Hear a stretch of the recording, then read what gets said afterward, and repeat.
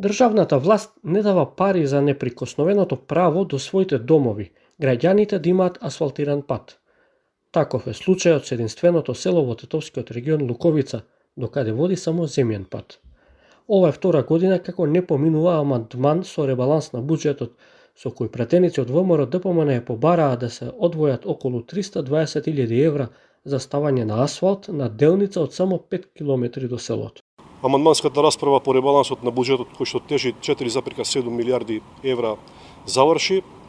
Амандманот не помина во Комисијата за финансирање и буџет, односно мнозинството на пратеници од СДСМ и коалицијата гласа против овој амандман, со што повторно не дадоја шанса да се асфалтира овој пат. Со оваа одлука, Комисијата не дава шанса државата директно да помогне да се задоволат основни животни потреби, како патот за Луковица, но истиот состав одлучи дека има простор да се одвојат средства за изградба на културен дом во Чегране.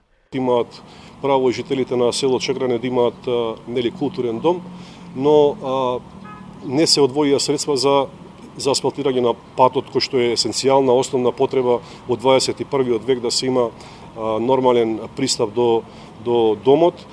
Од местната заедница потсетуваат дека и општината Желино има средства од Светска банка за вакви проекти, но градоначалникот не дава пари за Луковица.